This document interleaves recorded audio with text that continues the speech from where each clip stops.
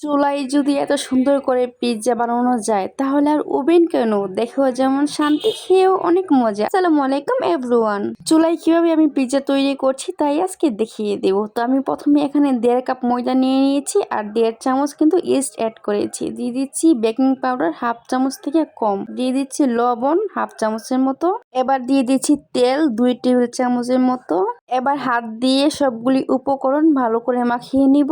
এই তো সবগুলি উপকরণ কিন্তু মিক্স করে নিয়েছি। এবার নিয়ে নিচ্ছি হালকা কুসুম পানি। তো হালকা গরম কুসুম পানি দিয়ে কিন্তু আমি মাখিয়ে নিচ্ছি। তো ডোটা কিন্তু বেশি শক্ত হবে না, আবার একদম বেশি নরম হবে না, কিছুটা নরম থাকবে। তো হচ্ছে আমি দেখিয়ে দিচ্ছি।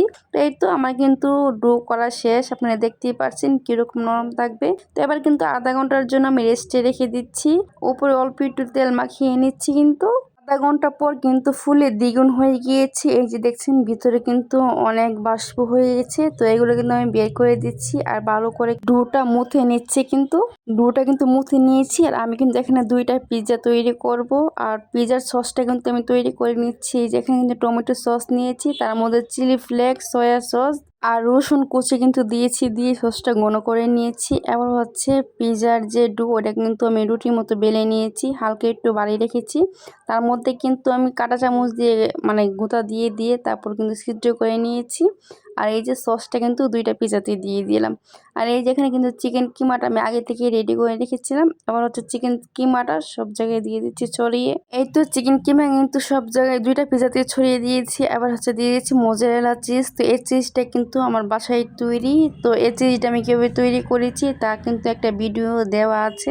তো এই তো চিজ কিন্তু ছড়িয়ে দিয়ে দিলাম 2টা পিৎজাতেই। এবার চুলার মধ্যে কিন্তু একটা তাওয়া বসিয়ে আর স্টিলের প্লেটের মধ্যে কিন্তু আমি পিৎজাটা দিয়ে দিলাম। আর তাওয়ার মধ্যে একটা স্ট্যান্ড রেখে তারপর কিন্তু আমি পিৎজাটা মানে স্টিলের প্লেটটা বসিয়ে দিলাম তাওয়ার উপরে। এবার কিন্তু কাছের ঢাকনা দিয়ে আমি রেখে দিয়েছি 20 মিনিটের জন্য। এই তো আমি 2টা পিৎজা কিন্তু 2 চুলায় বসিয়ে দিলাম। এবার 20 মিনিট পর আবার আসছি। এই তো 20 মিনিট পর আমি ঢাকনাটা উঠিয়ে নিচ্ছি। আর এই যে দেখতেই পাচ্ছেন চিজগুলো কিন্তু গলে গিয়েছে আর আমার পিৎজাটাও কিন্তু একদমই রেডি হয়ে গিয়েছে। আর এই যে এ পাশের এই পিৎজাটাও হয়ে গিয়েছে। তো এই তো 2টা পিৎজাই কিন্তু হয়ে গিয়েছে আর দেখতেও কিন্তু অনেক সুন্দর লাগছে।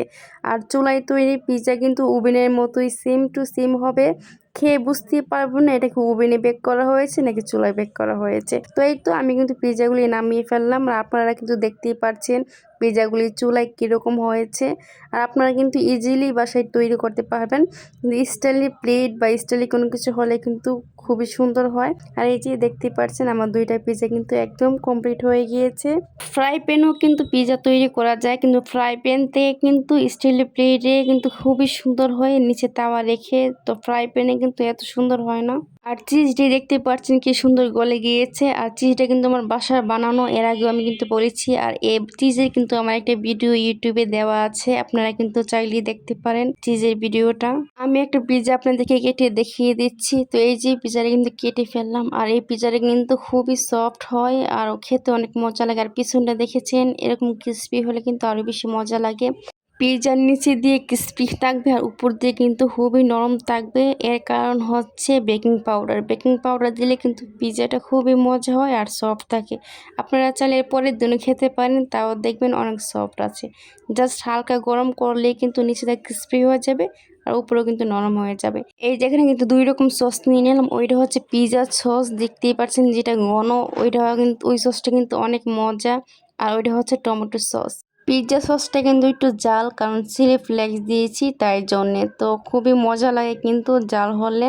তো আমার চ্যানেলটি এখনই যারা সাবস্ক্রাইব করেননি প্লিজ সাবস্ক্রাইব করে দিবেন, লাইক কমেন্ট শেয়ার করে দিবেন। আজকে এই ভিডিও এ পর্যন্তই বন্ধুরা, আল্লাহ হাফেজ।